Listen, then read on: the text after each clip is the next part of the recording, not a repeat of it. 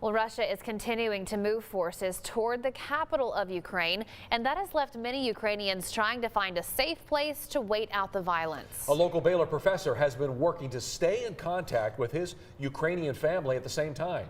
6 News reporter Andrew Moore spoke to him today about the shock of the invasion.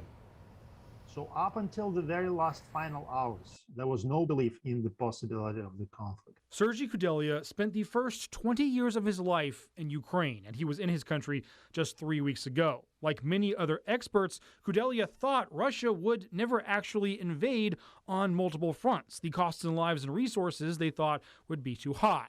They were wrong. I remember my mother-in-law was calling and asking, what exactly should we do now? Where to run, where to hide. Kudelia says to understand why the invasion is happening, you must first understand how Vladimir Putin views Ukraine. In Putin's mind, there is no Ukraine. Ukraine is just unfinished business for Russia, essentially.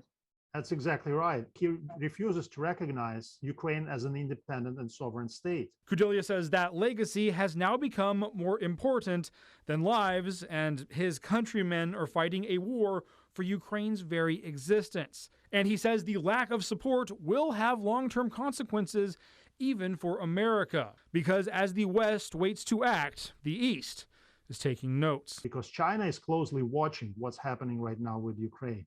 Still, Kudelia believes the West can help Ukraine if they are willing to stop buying Russian oil.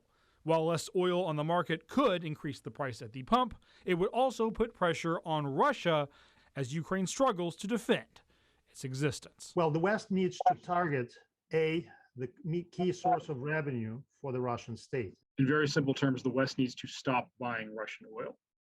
Exactly. Andrew Moore, 6 News.